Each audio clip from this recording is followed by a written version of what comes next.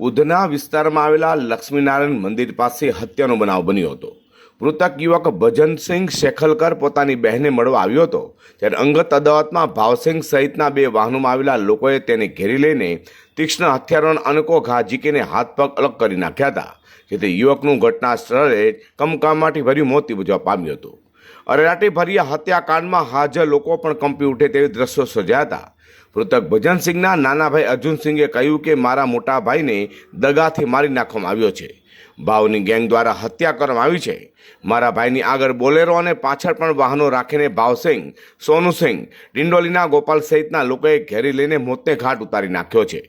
ભાવ પોતાના ઘરમાં માણસો રાખે છે, દારૂ, ભૂંડ સહિતની ગેરકાયદે પ્રવૃત્તિ કરતો આક્ષેપ પણ વધુમાં તેને કર્યો હતો। પોલીસે કહ્યું કે 1.5 મહિના અગાઉ મૃતક ભજનસિંહ મહારાષ્ટ્રના પુણે ગયા હતા। ત્યાં કોઈ વાતે ઝઘડો થયો હતો, જેમાં કિરપાણ જેવા હથિયારોથી ઈજા પહોંચાડી હતી। આ વાતની અદાવત રાખીને હુમલાખોર સમગ્ર પ્લાન ઘડી હોવાનું લાગી રહ્યું છે। મહારાષ્ટ્રની અંગત અદાવતમાં હત્યા થઈ હોવાનું પ્રાથમિક તબક્કે સામે આવતા હાલ પોલીસે વધુ તપાસ હાથ ધરી છે। આમ સુરત પોલીસ કમિશનર વગરના શહેરમાં ખુલ્લેઆમ હત્યાઓ થઈ રહી છે।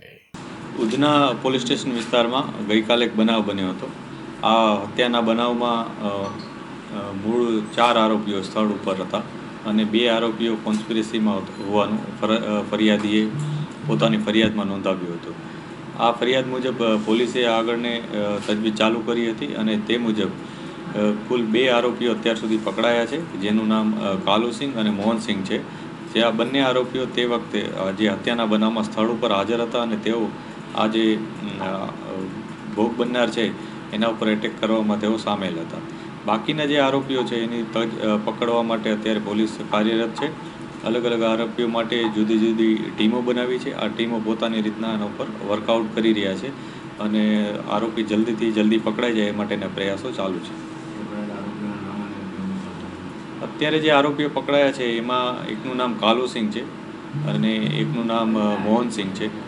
આ બંને આરોપીઓ અગાઉ પણ ભૂતકાળમાં ઘરફોડ ચોરીને આ પ્રકારના ગુનાઓમાં સંડોવાયેલા હતા।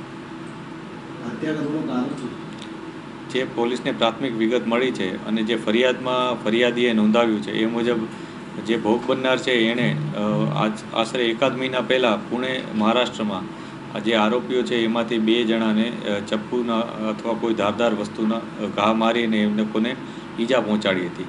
આ ઈજાના અનુસંધાને આ લોકો પહેલેથી એના સાથે દ્વેષ રાખી અને બદલો લેવાની ભાવનાથી આરોપીને ભોગ બનનારને એ લોકો શોધી રહ્યા હતા અને એ બનાવવાનું એમ શોધતા ગઈકાલે તેઓએ ભોગ બનનાર ઉપર એટેક કર્યો હતો અને આ રીતના એ લોકોએ એની હત્યા નિપજાવી હતી।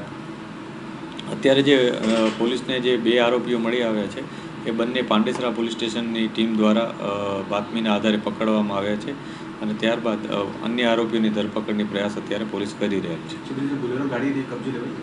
અત્યારે જે ગાડી છે એની શોધખોળ પોલીસ કરી રહેલ છે અને જે ગાડી કેટલીક વિગતો અમને મળી પણ છે, પરંતુ એકવાર એને કન્ફર્મ અને વેરીફાઈ કર્યા બાદ જ અમે એના ઉપર આગળની કાર્યવાહી કરી શકીશું। ઉધનામાં ભજનસિંહ સિકલીગર નાઓનું જે હત્યા થઈ હતી તે 2 આરોપીને પોલીસે ત્વરિત કામગીરીથી ઝડપી પાડ્યા છે, જેમાં આરોપી કાલુસિંહ કમલજીતસિંહ બોન્ડ ઉંમર વર્ષ 20 રહેવાસી પ્લોટ નંબર 52 પ્રભુનગર ઝુંપડપટ્ટી BRC પાસે ઉધના સુરત તેમજ બીજો આરોપી મોહનસિંહ અર્જુનસિંહ બાવરી ઉંમર વર્ષ 23 રહેવાસી પ્લોટ નંબર 52 તેને ઝડપી પાડી જેલના સળિયા ઘંટા કરી દીધા છે।